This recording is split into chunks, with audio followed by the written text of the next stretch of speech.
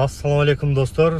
Бұл чыгарылышта болса Москвада комфорт тарифінде қанша ақша иштесе болот, ошол жөнүндө видео тартып толук сиздерге көрсөтүп бермекчимин.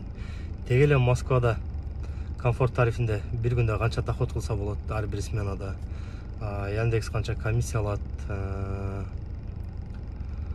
канча бензин кетет, ошол жөнүндө толук бир видео чыгарып туруп сиздерге көрсөтүп бермекчимин.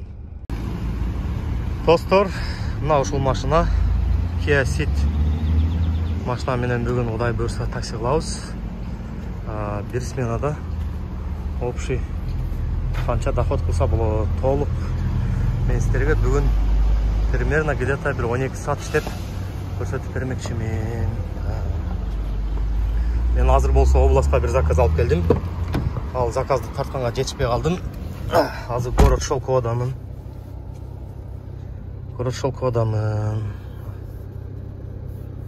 Пайдаламды Москвага басып койдум. Азыр көрөбүз эми кандай заказ берет болду экен обратно. Бизге болсо обратно заказ түштү. 31 километр 1 саатка. Шелководан обратно заказды алдым.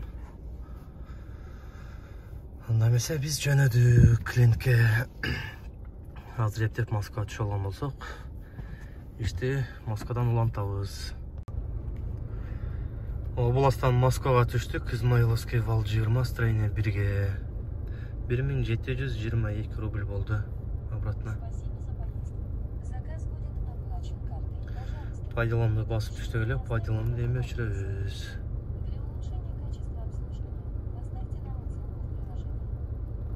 Кана эми жандырдык. Заказ күтөбүз эми. Анан болсо достор, областтарга чыкканда, особенно алысыраак чыксаңыздар, бир эле пайдалам берилет. Ал пайдаламды алсаңыздар, эме болот? Комиссия, как обычно, Яндекстикиндей эсептейт. Анан эгерде Москванын ичинен пайдаламды баскан болсаңыздар, өзүңүздөр билесиздер, комиссия болот. Андачы маке 31 километрге 1722 рубльге келдик.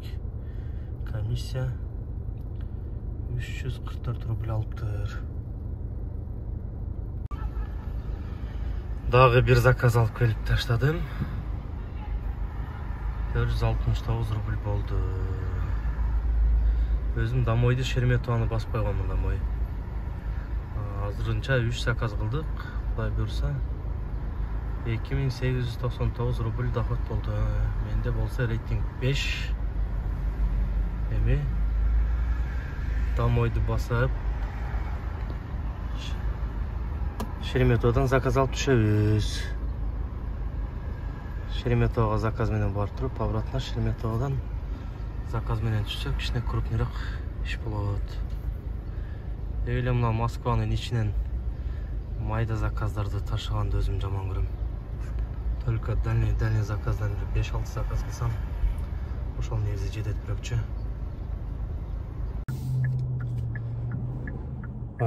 Преображенская площадьтан Беговаяга бир заказ алып келдим. 47 минутада жана домойду бастым эле. Менин өзүмдүн домоюм өзү Химкиде турат, Шереметовдо. Бул заказды жаап бүт элек телебизинен дагы бир заказ түштү. Кийинки заказга кеттик андай болсо. Азыр ушул заказды таштап туруп, Шереметово жактан курсакты бир жакшы бир тойгозуп туруп, анан бир заказ алып түшөбүз. Химкиге заказ алып келдим. 1 саат 3 минутада 1885 рубль болду суммасы. Эми мындан ары Шереметового кирип туруп, обратно заказ алып кетебиз. Анан болсо достор, бул канал буга чейин Бектур Кейджи болуп келген. Азыр каналдын аты өзгөрдү. Мындан кийин Мост Кейджи болот. Мост Кейджини мындайча айтканда Москва Кейджини кыскартып Мост Кейджи кылып койдук. Каналга катталыңыздар, лайктан басыңыздар, комментарийга жазыңыздар. Кудай буйрса мындан ары тез көптөгөн видеолорду ушул каналга киргизип турабыз. Ушул каналдан көрүп турасыздар. Шереметовадан келдик, Кудай буйрса. Строгинский бульвар 17, корпус 1-ге. 1885 рубль болду. Оплатасы карта менен экен. 15 рубль чыгып таштады. Анан дагы достор, мынаны карасаңыздар, жана мен Химкиден Шереметовага пустой кетип атпадым беле. Шереметова сразу дегенде заказ түшүп калды, мындай болуп. Терминалдын жанынан гостиницадан заказ түштү эле. 1021 рубль болду эле. 257 рубль комиссия алды. Тариф комфорт.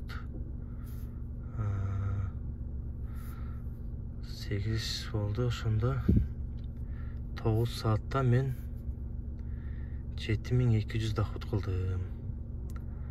Анда эмесе кеттик дальше.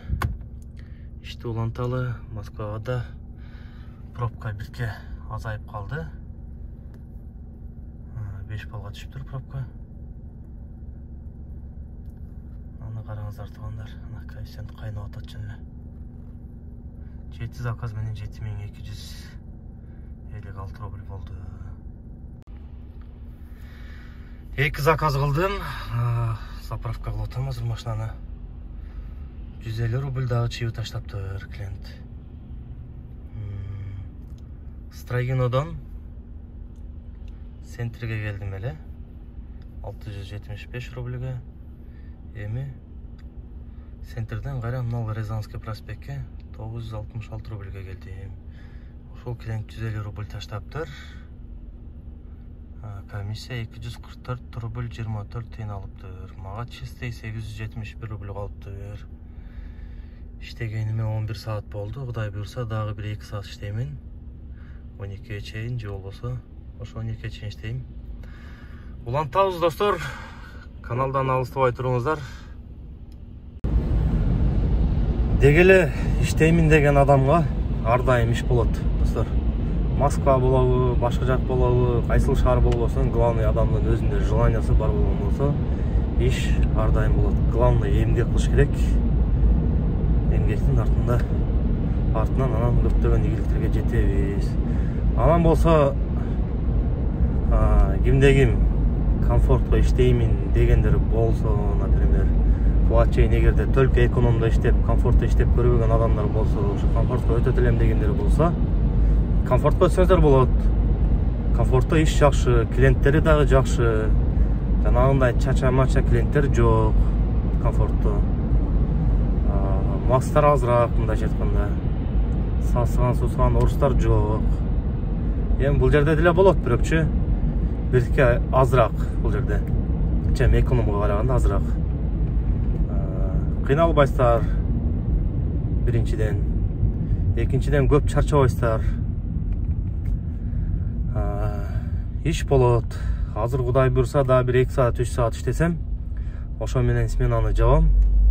Анан общий примерно бир сменада мен канча акча иштедим, ошону сиздерге көрсөтүп беремин. Канча акча иштедим, Яндекс комиссия канча алды, канча бензин кетти, и канча саат иштедим.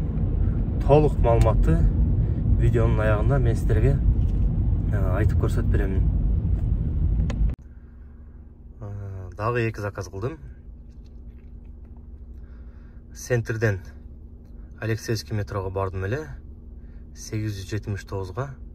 Ал жерден чыксам эле кайра 814 рубльге Красногорска келдим. Бүгүн общий 9894 рубль болуптур.